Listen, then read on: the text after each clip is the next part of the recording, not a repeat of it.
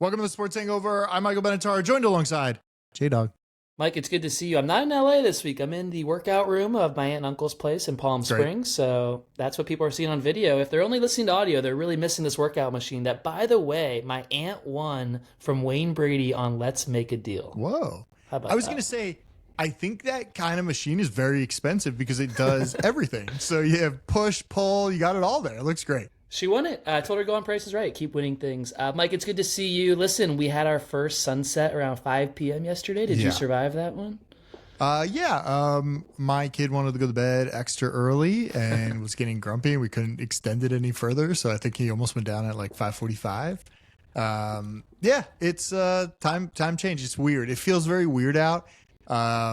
I don't like it. I just want to stick to the normal time. But I also read something that if we stick to daylight savings, the time before yesterday, that it would just get dark super early or super late or something. Super late. And then there's certain places like Boise. I heard that would have like 9 a.m. sunrises, which I don't mind that. Yeah. I don't live in Boise. I don't mind. Yeah, 9 a.m. sunrises, that's not too bad, but it would be kind of crazy. It would make you feel like, why am I up at 7 o'clock? It's like I should be sleeping till 9. But well, listeners might know I'm on my way to the Northeast, a little relocation situation here, and apparently it's getting dark at like 4:30 in the Northeast, and it's cold and gray, and so that whole combination has me on some antidepressant watch already. You're going to be on the, what is it, DPP or something? The dark Deep place? dark place. Yeah. The Dolphins have me there already, so I might as well just stay there as I move to the East Coast. Also, I'm officially back from jury duty. I'm done. I finished my duty, my civic duty to America and LA County. I don't know if I think I'm allowed to talk about it now that it's over, like what it was all about. Mike, this is the most important topic on today's show is to get the jury duty rundown from you. Mike texted in the middle of the day today. He's out. He's free. I knew the jury room was cooking up some deliberations this morning. I know there was some emotions. Mike, tell us all about it because you guys came together and you had a bunch of charges, but then something else happens too. Well, I think also you go in there blind. You're not allowed to use your phone. You're not allowed to research. You're not allowed to like go on the computer and be like, oh, what does this mean? It's just like a group of random people with no guidance or organization. They just say, go in this room and come out with a verdict. And there is no instruction. That's it. If you have a question, hit a buzzer and somebody will come over and take the piece of paper and answer it for you. Wow. Like the judge or something like that. Yeah. So it's kind of interesting. So right off the bat, it's like you don't even know exactly what's going on, but you're supposed to make decisions. Yes. So, well, we know what's going on. We know the charges and we know what the case is about. Tell us about the charges. So 4 charges. There's domestic violence, assault with a deadly weapon, robbery, and attempted murder. That's a big one, and that's what had you up on the OJ floor is what it sounds like. We were up on the OJ floor for that one. But yeah, it was just it's an interesting case. We decided the first 3 were all guilty, but the last one we couldn't decide on. And we thought that was bad. We're like, well, we have to decide. Yeah. We kept voting. Everybody was there.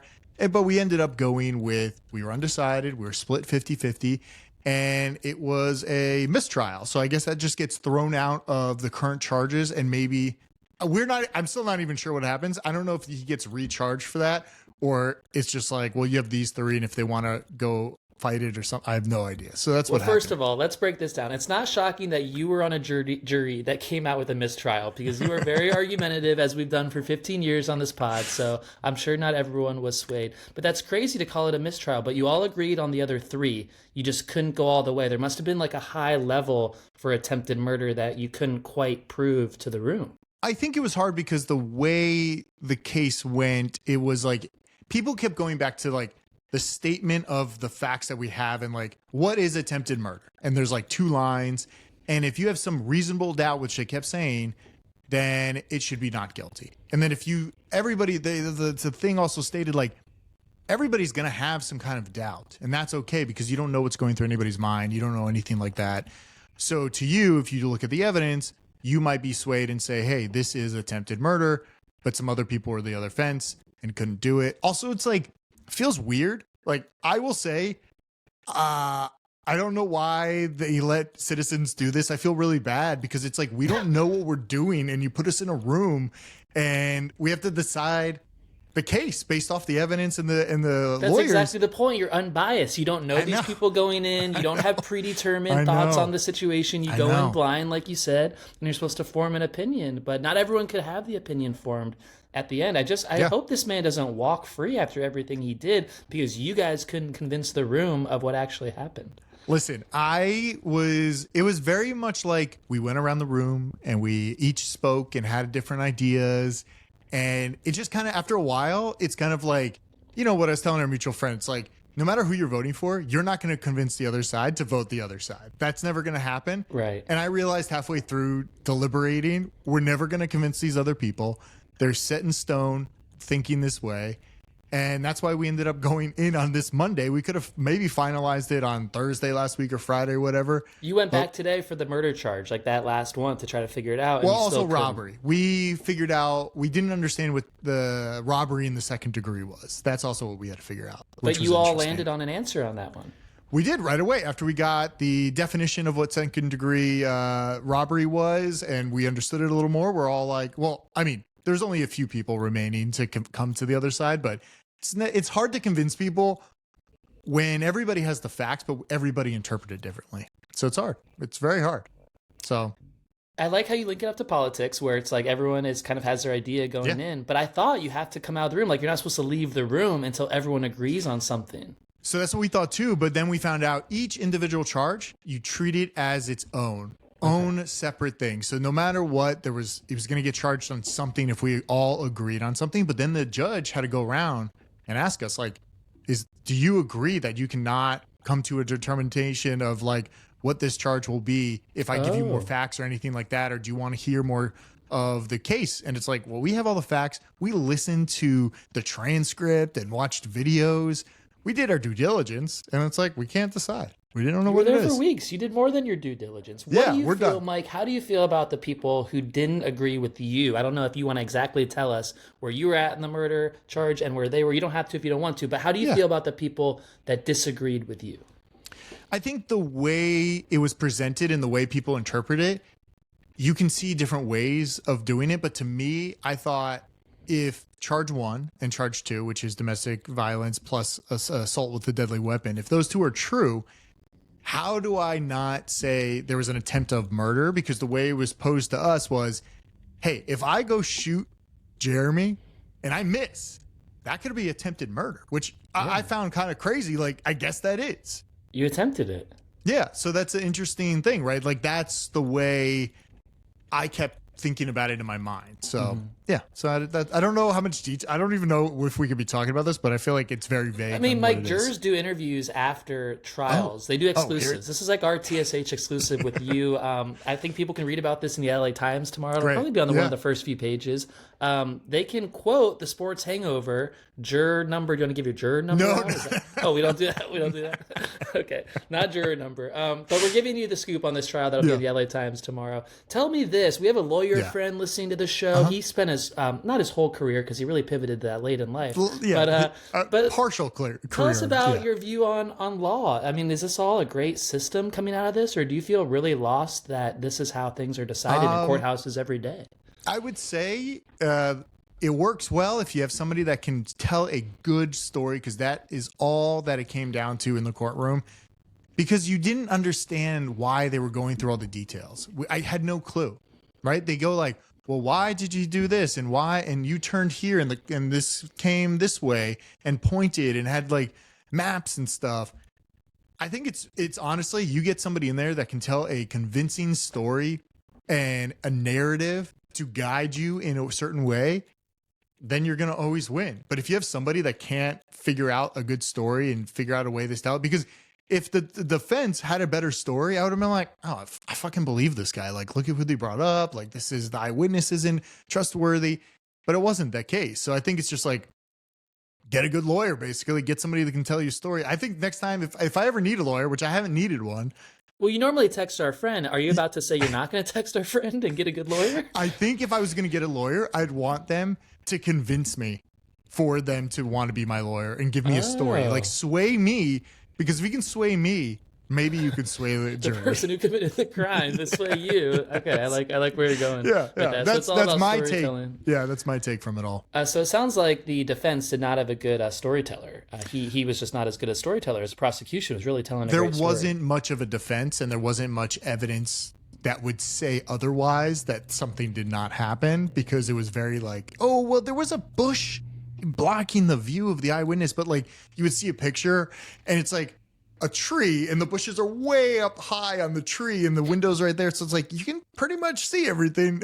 So I don't know. Some of it was silly. And also they didn't have anybody else come up and like testify on anything. So we should have had more people testifying. Mike, you talk about the storytelling. I was thinking about being a lawyer when I was going into broadcasting. I was like, wait, presenting on camera is very much like presenting in the courtroom. Yeah. You're telling a story, you're swaying people's opinion, you're giving them updates on things. And I feel like I have a great presentation style, so I could give a great story. What I don't want to do is all the hours and hours of research that they have to do. I just want to be the presenter at the end who like comes in, takes it all in, and tells the story and has all the minions behind me doing all the research. If that was what lawyering was, I would be okay with it.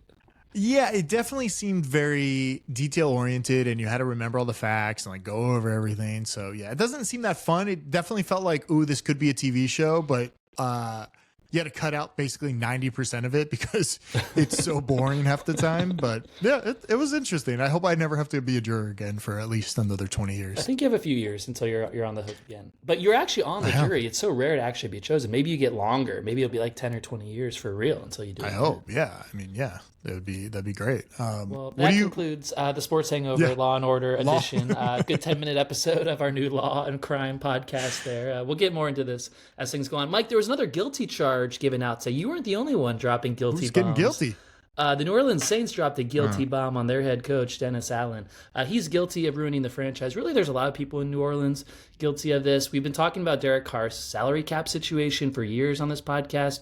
It's really bad. Did you know Derek Carr has 91 losses in his 11 NFL seasons, the most of anyone over the last 11 seasons? Well, he also lost to every single NFL team, the first quarterback to ever do that, which is... We're full of stats. It's so true. He's like at the bottom of the barrel. And this is a guy who also gets hurt and misses games, yet he has still set both of those marks with the 31 teams that he's lost to, and now this. And then we had a tweet storm of Michael Thomas criticizing. Did you see that? Wait. The old Saints receiver was criticizing Carr. So I was going to say, where is Michael Thomas? Like, ever since his toe injury, has he ever played again? I think that was like a career-ending toe injury, as weird as that is. Because I remember it was like one season fantasy football. It's like, oh, he's coming in with a toe injury. Skip that season. Next season, kind of like started playing, then a toe injury again. And it's like, what the hell's wrong with your toe? Like, isn't it fixed by now? So I guess he can still tweet. His fingers are working if his toe isn't. He was criticizing Carr so much on the hit that put Olave back in the hospital yesterday. Chris Olave might be done playing NFL football. He gets concussed as much as Tua at this point. Yeah, that's a lot of concussions. I didn't know he had that many. Yeah, a lot. What do you think of the Saints situation? Who's to blame for this miserable hell they're in? I think it's everybody. If you go and get Derek Carr from the Raiders, which doesn't even make any sense why you would do that. I think that's your fault. If you're the GM, it is your fault. You were the one who put all these people in place. I would say I believed in them a lot in the beginning of the season, especially after the first two games where they like blew everybody out. And then all of a sudden they just went downhill. Obviously Derek Carr got injured. What's his name? Hill got injured a little bit too. He was scoring points yesterday. He was. He might be their number one receiver the rest of the season, the way things are going. So I don't know. I think it's really hard because you're coming off like Drew Brees, two years removed from Drew Brees, right? Somewhere around there. A few years, and Sean Payton. It's like they were there, and that's where you're going down the road. That's where I wanted you to go. Some of this needs to be pointed back at Sean Payton. He left the cupboard so bare. Mike, if I came to your house and stayed over, and then I left the ADU, the back unit, in shambles, you'd be upset. J-Dawg, what happened back here? You can't leave it like this. That's what Sean Payton did to the Saints franchise. And it's not okay that Dennis Allen or Mike Bennett tried to come in and clean it up. It's not okay for that next person. It's a shame they get fired for it. But we all saw the writing on the wall because the cupboard's been bare. Salary cap's in hell. They have nothing to do the next few years except cut veterans and try to rebuild for like 2027. So they're saying this is the worst head coaching position in the NFL since the Houston Texans without Bill O'Brien and without Deshaun Watson. That's what people are saying. So is this worse than what the Browns are going through right now with Jameis kind of coming back down to old Buccaneer Jameis where he doesn't have LASIK surgery and throwing picks everywhere? I mean, this is a Jameis we've seen before. The Jameis we saw yesterday was not a shocker, right? No. It was not a shocker. We have every single week we do a bozo bet, which we started where we wanted everybody to bet every single week in our group chat. And we put together parlays, group parlays, 5, 10, whatever group parlays. Everybody throws out a random bet and we all bet it. And usually there's a bozo of the week. Our friend put in a bozo bet and all of us hit. All of us hit it except for one again. Oh.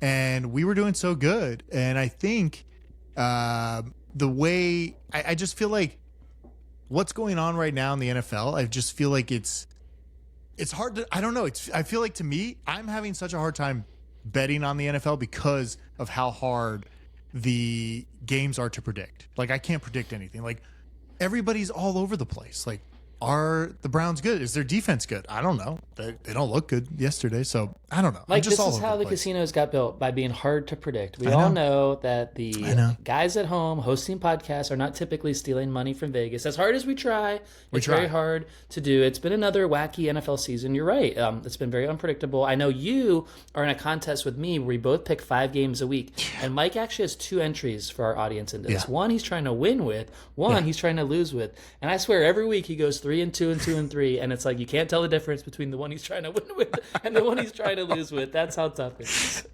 It's so hard. And again, I'm going back. I'm blaming my son. I had a child. I'm blaming him on the terrible betting. Yeah. Also, a mutual friend didn't want to say it, but he said it. He said it out loud. It's on your son? Yes. He put it on the Red Rifle too? Yeah, he put it on. Wow. Yeah. A lot of blame on the Red Rifle this season. The Panthers won a game yesterday. The Dolphins almost beat the Bills. Thank God that didn't happen for draft position. It was so weird. You mentioned Jameis. I'm sorry, but Jameis is a little bit of a Derek Carr with the stat I'm about to share with you. Jameis threw career interceptions number 100 and 101 in yesterday's game. How do you have 100 interceptions in the NFL? How many years did he have bad eyesight for? I think until he left the Bucks. And he left the Bucks and he had just bad eye. Wasn't he? He was on the Saints for a little bit too, right?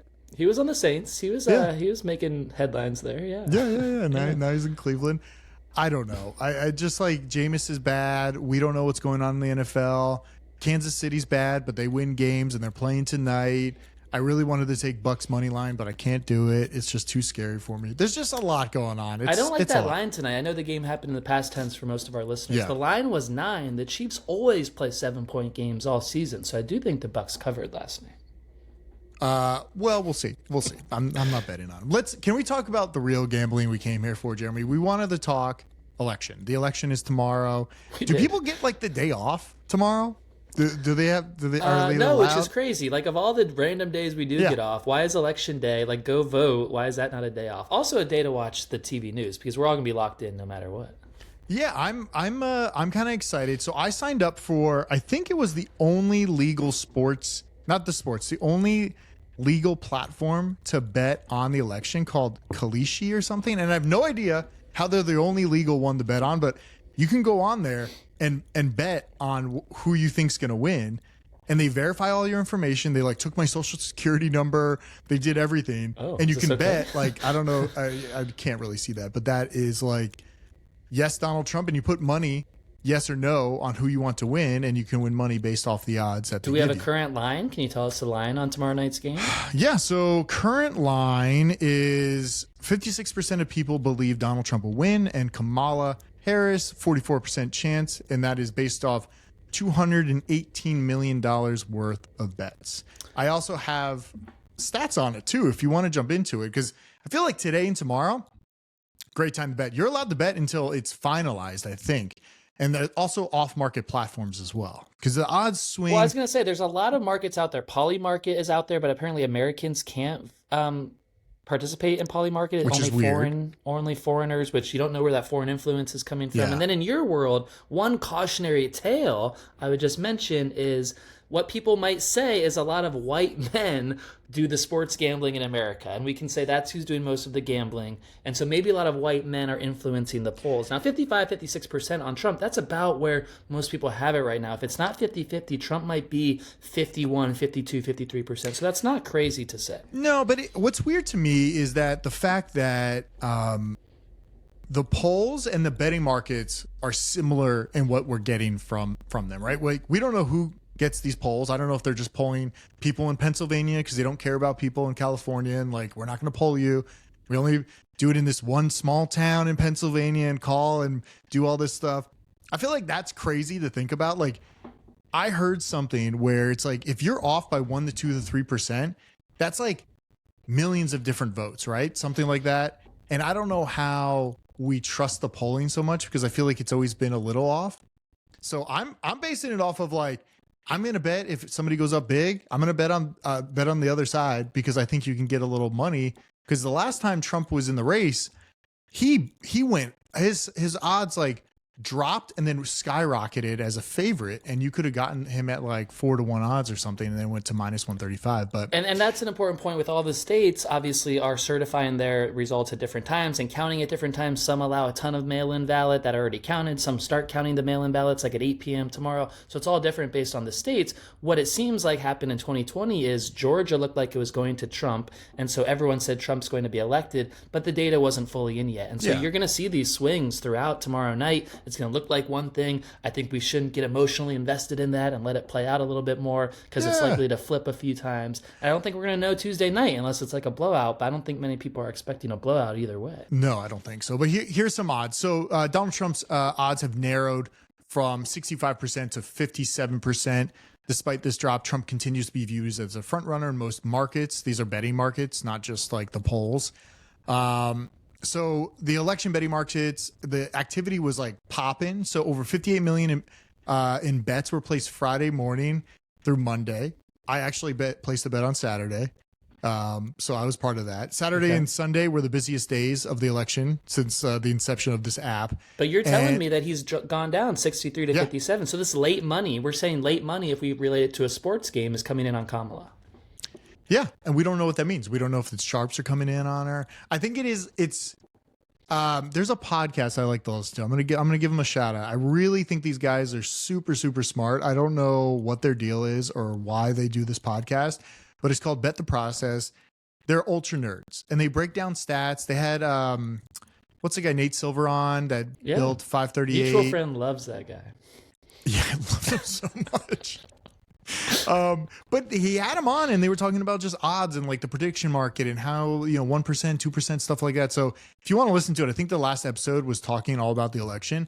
Okay. I found it very interesting because why not bet on it, right? It's a 50-50 shot in a sense. And if you're getting better odds than 50-50 on somebody getting elected, I think it's worth jumping in and betting on it. Right? It feels like a Bills Chiefs game. It's like two big names at the top, and you never know how it's going to go, except it's always close in the end. And like the last play, whoever has the ball last, and it's like whoever has the state count last, who's like going to push them over the top. There are a ton of parallels in sports. Obviously, emotions are as high as any biggest game ever on both sides of it, and the supporters on both sides will see how they react. Sometimes there's violence after a sports event. Sometimes there's fighting in the streets. We've been known to see that with our friends ourselves, and so maybe that's likely to come again from either side. We don't know exactly how it's going to play out, but you're right. Nate Silver right now he spends all 4 years like working on the presidential election, all his models, all his data. He's at like 50-point-something% for Trump and 49-point-something for Harris. Like it's that close in all their polls. Are the polls correct? You can debate. Trump is never winning in the polls, so if they're 50-50 right now, he might win by a lot. It could actually go the other way. All the women this time, because abortion's such an issue, actually go away from Trump and go to Kamala. I am going to be watching. I thought you were going to tell us who you're voting for. We could do that if you want. I'll be watching the coverage. It's a little bit of a red zone night, so I don't know if you heard this. Peacock is doing a multi-view for election night. How are they doing multi-view? What are we doing? Different sources coming in. One will be a Kornacki cam, an election board, NBC coverage, all that stuff. Of course, CNN will be doing coverage. Fox News will have their own slant on. So it's like, I really like to bounce around on election night, get the feel from everyone, get the vibes. Sure. Sometimes you'll turn on Fox News and they're depressed. You know instantly, like, you know what's going on. Or the same thing with MSNBC. And so we'll see if like the anchor expressions can give anything away tomorrow too. Okay, I don't know if I'm really gonna tune in. I feel like it's just like chaotic for hours where they're just like, well, we're just receiving final ballots in this area and mail-in ballots have not been counted yet. Well, you can't overreact. That's the thing. You can place little wagers as you go. You can't overreact. Just keep the wine close. Keep the snacks close. It'll be great. I am a white boy for Kamala, Mike. I'll just come out and say it. It's important to mention on November 4th here where you want to be, if you want to be on the right side of history or not. And that's where I am heading into Election Day. I'm on the other side, and I think it's kind of fun. I'm voting for Trump. I feel like it's very polarizing to even say it, which I think is kind of crazy these days. Yeah, I don't know why. I think it's kind of crazy. So I'm excited to see what happens. Listen, I've bet both sides so far, and it's all about betting for me. So it's true. And people cannot stop downloading the podcast, like cancel your downloads, because we both just picked two sides of the aisle. We are well represented. Everyone is represented here. If you're voting on election day, one of us just chose your candidate. So please stay with us no matter what we just said. We're in California, so literally my vote does not matter at all. If I was in Pennsylvania, you might have to take me more seriously. But I'm in California. We should have gotten some Pennsylvania access to vote in this election. I want to go to these states and see what's going on. Like, why are they so well? Like, didn't Trump just like post up and Kamala Harris just post up in Pennsylvania for like 2 weeks and just I think Trump's big closing rally tonight is at the Pittsburgh Penguins arena, actually, which is pretty funny. And then also, I think in Philadelphia, the other big Pennsylvania place, it's like Kamala and Katy Perry and Lady Gaga. Taylor Swift never came out. People kept saying she's going to come out and support, and she never did. What does it mean? I would love to know. Well, we'll find out tomorrow after the election. I don't think we'll find out until next week. Yeah, maybe next Monday we'll have an answer. Maybe maybe 80% we'll know by then. I have no idea. I feel like last time it took forever, and then I still remember like the Florida hanging chad thing when we were in like high school. Remember that? It was just like a mess. That was my county, Palm Beach County. They really screwed that up. Punch through the ballot, people. Come on. Also, I voted for. Did you vote on props in California? Well, I'm not going to be in California for much longer, so I left most of the props to the real citizens. Okay, all right, good. You want to share? You can share. The only one I voted for was to stop making stealing $950 not a crime. Oh yeah. I wanted to go back to the old ways. Yeah. Just don't everything's steal a crime. They walk out of Target with bikes. All the deodorant is locked up at CVS. Like I have to go get someone to get deodorant every time. It's like, what are we doing? Deodorant, Tide Pods are locked up, baby formula, everything's locked up. Just like if it was a crime, people wouldn't do it anymore. So that's where I'm at. I agree with you. We agree on that. All right, good. Yeah, we agree. They're very confusing. I had to go to a website to understand because the way they phrased it was like, was I hitting yes to keep this or yes to remove this or no to remove it? And, very confusing. They were confusing. Most people outside of California, maybe they have their own ballots. Florida has some big ones on the board if you want to analyze them. No, it's all right. We don't have to break it all down right now. We'll see what passes. I like how we relate it to a sports event. It really is. So watch the line, and if you feel really strongly one way or the other, and you think like the odds are tilting, but you still believe it, live bet that action. Live bet election night for sure. What do you want? Do you want to talk more bets? I got bets for this week, or you want to talk? What do you want to talk? I want to get to your bets for this week. Can we do a quick J-Dawg takes on? Yeah, let's do it. Let's get a J-Dawg takes on. Roll my music. Do you want your music? Hold on. We haven't done music in a while. Let me see what we got here. Oh, yeah. J-Dawg takes on. Wow. J-Dawg takes on, not related to election day, believe it or not. J-Dawg takes on, next week it will be. J-Dawg takes on a sorry NFL franchise, one that is so broken by a stat that I saw yesterday. We've been doing stats on this show, Mike, and this stat is giving this team the J-Dawg takes on. The Chiefs won 2 Super Bowls between Daniel Jones' most recent 2 passing touchdowns at MetLife Stadium, his home stadium. The Chiefs won 2 Super Bowls in between.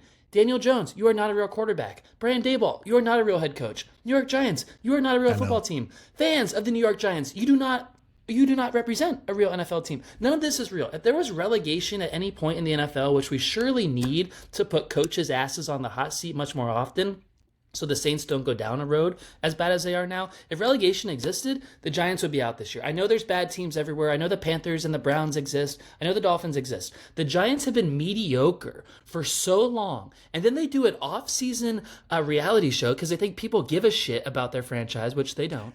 And it was interesting. It was interesting because of basically the downfall of the franchise. Because of how stupid they were, exactly. Yeah. They do the show, and then they give away the secrets. It's like if you let your wife, for example, go on a reality show and just bash the shit out of you and come back and say, hey, how was my reality show appearance? You wouldn't be too happy. That's what the Giants did. They were all about getting rid of Saquon Barkley because they don't pay someone to hand the ball off. They pay someone to pass. They pay someone to pass touchdowns in your home stadium once every 3 years because that's what Daniel Jones does. The Giants, you are being taken on and you should be relegated.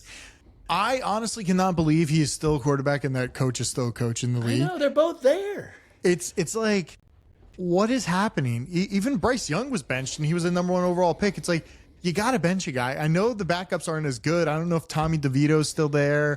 You love that guy. I know. Oh, isn't the heist guy? He's there too. Drew Lock. Drew Lock. No, Drew Lock is there. Not Brock Osweiler. Drew Lock is there. Yeah. Drew Lock is the modern version of Brock Osweiler. Yeah, Drew Lock's there. He could be a start. He honestly would probably play better because he has confidence. I feel like he doesn't have confidence right now. Danny Dimes lost his confidence, and it's not good. And you mentioned Bryce Young. Like that seems Bryce Young in the Panthers seems like the worst situation ever. And then you think about Bryce Young took 3 weeks off, Red Rifle gets in a car accident, and Bryce Young beats a team. It's like Daniel Jones hasn't done that in his whole career, and Bryce Young could do it in his second season. Well, I'm not betting on him this week. So I was going to say, now we can get to picks. All right. All right. So we don't know what's going on with Tampa Bay tonight, but I am taking the San Francisco 49ers with Christian McCaffrey back. Is he back? Is that real? Supposedly week 10, he's going to come back. They're playing Tampa Bay next week in Tampa. I got stats for you. I'm locked in right now. Okay. Here we go. Over the last 2 decades, road favorites coming off a bye week cover at a 60% rate, including a 26-11, 70% mark as a favorite, 5.5 or more points. Also, Todd Bowles tends to struggle with teams he faces that he has more time to prepare for. So he's 0-5 against a team coming off a bye. 0-5 against the spread. So that's so if he's worse, the more coaching he does. Well, more coaching. Well, I guess, he's just not prepared. So exactly. Todd Bowles, the more time he gets to prep for a game, the worse he is. And there's all these other stats, like the most successful coaches out there, all are so good. Andy Reid is so good coming off a bye. That's greatness. The opposite of greatness is 0-5 coming off a bye. And that's Todd Bowles. Yeah. Honestly, betting's tough, so just fade me if you want. You could go 3-2 or 2-3, just like Jeremy says. That's how the bets go this week. You'll go one or the other, at least. The Jets at Arizona. I really liked what Arizona did last week. We didn't talk about it, but the Bears. Caleb, that man, emotionally, he's not there. He's throwing balls. DJ Moore's walking off the field like he's over this. I'm betting against them. I'm betting with Arizona this week because I think Kyler, he's hot. He's playing well. And I do not believe in the Jets. I know Devontae Adams tweeted out today.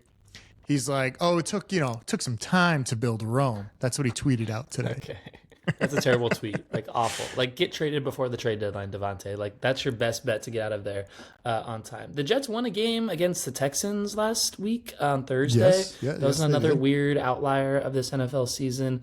And then Kyler Murray. He's 3-0 in his last 3 games. He played like shit in that game yesterday. I was owning him in fantasy. That man had 4 fantasy points. He refused to scramble. He refused to throw it to Trey McBride wide open in the end zone. They're winning games with him struggling. I don't know what that tells me. Does it tell me that he's not a part of their success, or does it tell me that they're going to be even better when he actually plays better? I don't honestly know because it seems like the team was relying a lot on the running game yesterday. Like I saw running backs I didn't even know were on the team. I know. I was like, who's that guy? Like why is Connor not running? I need him to run for my fantasy team, not these other guys. Yeah. I don't know. Listen, this is all off vibes right now. I have no stats for that game. I don't like Aaron Rodgers. I don't like what's going on there. Also, they haven't taken a vacation or a bye week since going to London. That's got to wear on you a little bit, right? You're week to week. But they went away this weekend. They had the weekend off because they played Thursday. But that's not a bye week. They played Thursday. It's like a quick weekend. Okay. I don't know if I talked about this. Tyreek Hill went to Paris during the Dolphins bye week. They haven't won a game since. I think that's complete bullshit. No, you should not leave the country during a bye week. Why did he go to Paris? To hang out. With who? His girlfriend, baby mama. He's got a bunch of them. I don't know. Philly's at Dallas. I'm taking Dallas plus 6.5. I hate everything that's going on there. I did see right before the podcast, though, Dak is dealing with some kind of like leg injury right now, and also a finger injury that took him out of the game. So you might not want to bet against the Cowboys, is what you're saying.